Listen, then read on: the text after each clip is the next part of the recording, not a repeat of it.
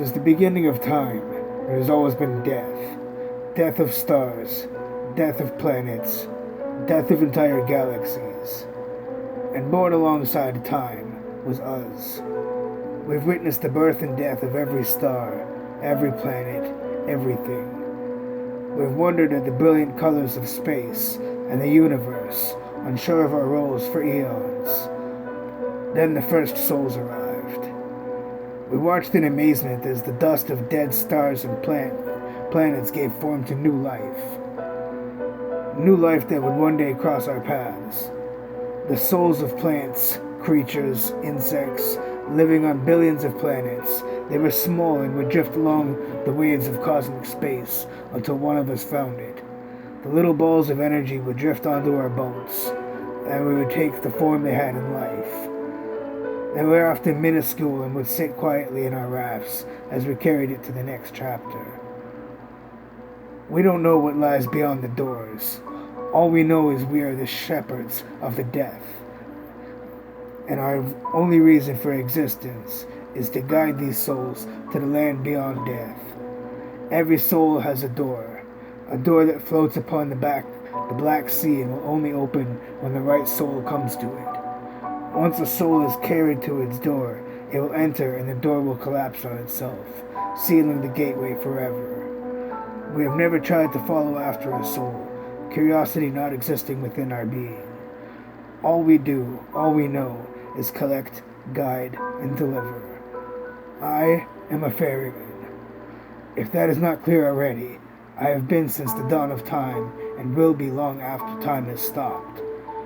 I carry souls to their final resting place, and for millennia, that has always been the case. Then the first human soul entered my boat. Out of all the souls that crossed the deck of my boat, human souls leave the longest impression. Some are completely impossible to forget. This is the case with the first human soul. It was bobbing over the waves, a ball of brilliant green energy. My boat slid up alongside it, and the little ball floated to one of the seats. When it touched the wood, it took on the form given in life. It wasn't like a modern human, and I believe it was one of the first of its kind, the first primate to stand on two legs and stay that way. I knew it was a male considering all the other male souls I had seen before it, but since it was the first, I was unsure of its age. Now, after guiding countless human souls to the great beyond, I can confidently say it was around the age of an adult male. This was probably the oldest they got at the time, considering all the monstrous predators I had seen before this. When it took its place on my boat, I was presented with new emotions I had never felt before. Energy soul admits the emotion they are feeling. Every soul admits the emotion they are feeling, making it nearly impossible to lie to a ferryman. This soul produced emotions no other creature had before it. Emotions that at the time had no name. Emotions like confusion, doubt, anger, and sadness. Its monkey-like face peered over the sea of space, and I could see recognition in its eyes. This was the first soul who knew it was dead. It didn't speak, as words did not exist, but it grunted softly and tears floated from its eyes. I pushed along my raft and let the currents guide us to the next place. The whole way I dissected the emotions laid out before me and observed the new creature. Its knees were up to its chest, and its long hairy arms were wrapped around them. I could sense fear, an emotion I had sensed many times before. I had no words for it, no pity. It was dead, and therefore would remain.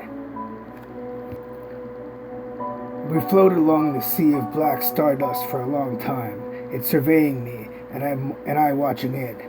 No words, no sounds, just emotion.